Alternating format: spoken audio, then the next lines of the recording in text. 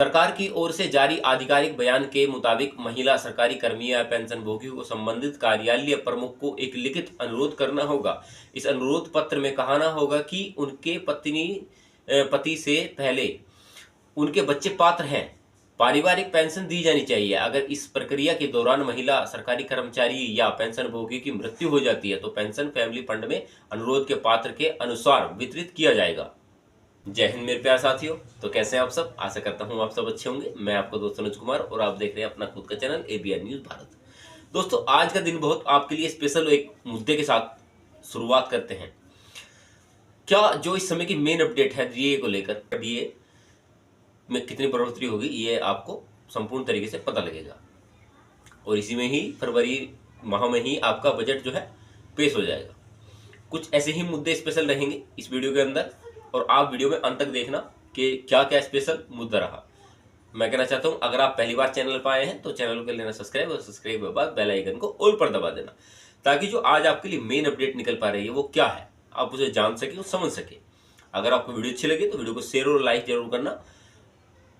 चलिए बात करते हैं मुद्दे के बारे में। केंद्रीय कर्मचारियों को मिलेगी महंगाई भत्ते में 4% की वृद्धि की बड़ी खुशखबरी। महंगाई भत्ता बढ़कर 50% पहुंच सकता है। सरकार की मंजूरी के बाद कर्मचारी को मिलेगा इसका इजाफा लाभ। साल 2024 में पहली बार महंगाई भत्ते में वृद्धि होगी।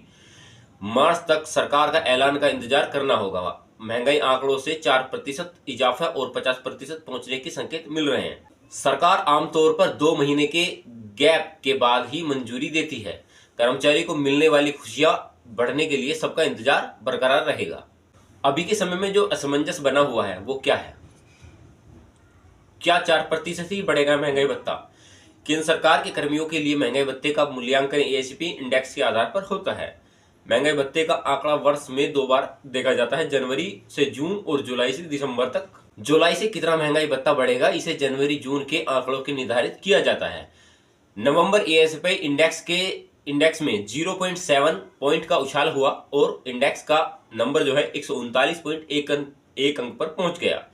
डीए कैलकुलेटर के अनुसार महंगाई भत्ता 49.68% की बढ़ोतरी से हुआ। इंडेक्स के आधार पर महंगाई भत्ते का हाइक 50% माना जा रहा है। यह उछाल से 4% की वृद्धि पर प्रयोजन करता है। कर्मचारी के लिए इसे 4% तक का इजाफा हो सकता है। इससे सरकारी कर्मियों को अधिक आर्थिक लाभ होगा। नए वर्ष में अधिक महंगाई भत्ता की संभावना है, जो कि उनके आजीवन से में सुधार या आजीविका में सुधार करेंगी। आंकड़ों के अनुसार सरकारी कर्मचारियों को आने वाले महीने में अधिक भत्ता प्राप्त होने की उम्मीद है, तो ये खबर कहीं ना कहीं आपको बेनिफिट देने वाली होगी। बात करते हैं दिसंबर के इंडेक्स से फाइनल होगा डीए। नवंबर में महंगाई भत्ता 50% बढ़ने की संकेत मिल रहे हैं। दिसंबर का इंडेक्स 1 पॉइंट बढ़ने पर भी 50.40% रहेगा। महंगाई भत्ता 50% ही रहेगा। यदि इंडेक्स 1 पॉइंट बढ़ता है, अगर इंडेक्स में 2 पॉइंट की तेजी होती है तो डीए 50.49% बढ़ेगा। इस स्थिति में भी महंगाई भत्ता 50% के पार होना कंफर्म माना जा रहा है।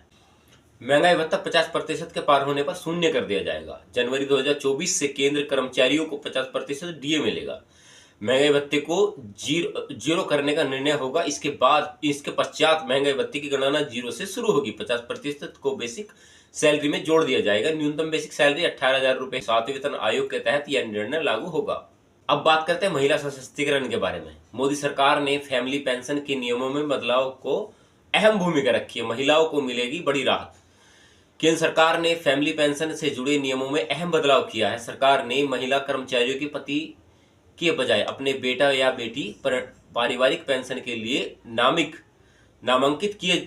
करने की अनुमति दी है। केंद्र सरकार ने फैमिली पेंशन से जुड़े नियमों में अहम बदलाव किया। सरकार ने महिला कर्मचारियों को पति के बजाय अपने बेटा या बेटी को पारिवारिक पेंशन के लिए नामांकित करने की अनुमति दी है। पहले महिला कर्मचारी को यह सुविधाएं नहीं मिलती थी। पहले फैमिली पेंशन मृत सरकारी कर्मियों का या पेंशन भोगी के पति या पत्नी को ही दिया जाता था, जबकि परिवार के अन्य सदस्य पति या पत्नी की अपर्याप्त या मृत्यु के बाद ही पात्र बनते थे। सरकार ने इस नियम में से जुड़े अहम महिला कर्मचारियों को राहत मिली है, जिसकी अपने पति के साथ नहबंदी या फिर तलाक हो रहा हो। अब ऐसी महिलाएं अपने बच्चों के भविष्य को सुरक्षित कर सकेंगी। इस नए नियम की जानकारी देते हुए केंद्रीय कार्मिक राज्य मंत्री जितेंद्र सिंह ने कहा कि पेंशन और पेंशनभोगी कल्याण ने केंद्रीय सिविल सेवा पेंशन नियमों में एक संशोधन पेश किया है, जिसमें स्वयं के निधन के बाद पति या पत्नी के साथ पर बच्चे को पेंशन दी जाएगी। उन्होंने कहा कि यह संशोधन उन स्थितियों में कारगर होगा जहां वैवाहिक कलह के कारण तलाक की कार्रवाई होती हो। इसी तरह घरेलू हिंसा से महिलाओं की सुरक्षा अधिनियम, दहेज निधन निदेश अधिनियम या भारतीय दंड संहिता जैसे कानूनों के तहत मामले दर्ज किए जाते हैं। इस तमाम परिस्थितियों में फैमिली पेंशन के लिए अपनी सुविधाओं के हिसाब से दबाव किया जा सकता है या बदलाव किया जा सकता है। सरकार की ओर से जारी आधिकारिक बयान के मुताबिक महिला सरकारी कर्मी या पेंशन भोगियों को संबंधित कार्यालय प्रमुख को एक लिखित अनुरोध करना होगा। इस अनुरोध पत्र में कहना होगा कि उनके पति से पहले उनके बच्चे पात्र हैं, पारिवारिक पेंशन दी जानी चाहिए। अगर इस प्रक्रिया के दौरान महिला सरकारी कर्मचारी या पेंशन भोगी की मृत्यु हो जाती है तो पेंशन फैमिली फंड में अनुरोध के पात्र के अनुसार वितरित किया जाएगा। अगर महिला विधवा हो या बच्चे ना हो तब उस स्थिति में उस पेंशन का क्या होगा?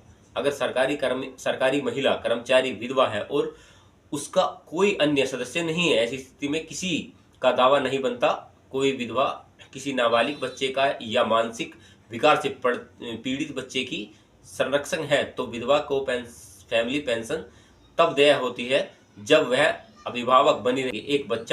एक बार बच्चा वयस्क हो जाए और पारिवारिक पेंशन के लिए पात्र रहेगा तो यह सीधा बच्चे को देय होगा, यानी कि बच्चे को उसका फायदा मिलेगा। ऐसे मामले में जहां मृत महिला सरकारी कर्मियों या पेंशन भोगी के पास एक विधवा और बच्चे हैं जो वयस्क हो लेकिन फिर भी फैमिली पेंशन के लिए पात्र हैं, ऐसे बच्चों को पारिवारिक पेंशन देय होगी। दोस्तों, ये छोटी सी जानकारी आपको कैसी लगी आप मुझे वीडियो में कमेंट्स करके बता सकते हैं। जो इस समय की मेन अपडेट या महिला सशक्तिकरण को लेकर या महिलाओं के लिए क्या बेनिफिट है उसको लेकर जो भी अपडेट थी आज के समय में पुरानी पेंशन योजना को लेकर, वो मैंने आपको सभी बताने की कोशिश की है बारी बारी से।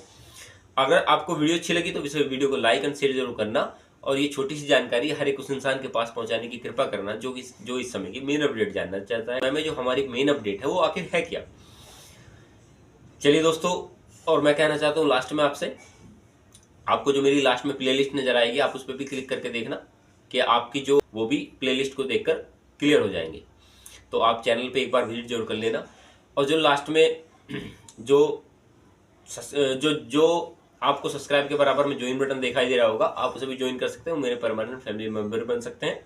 और जो लाइक से तीसरे नंबर पर थर्ड नंबर पर आपको ऑप्शन दिखाई दे रहा होगा थैंक्स का, अगर आपको वीडियो अच्छी लगे तो थैंक्स भी दे सकते हैं। चलिए मिलते हैं ऐसे एक मुद्दे के साथ, तब तक अपना ख्याल रखें। तब तक के लिए जय हिंद, वंदे मातरम।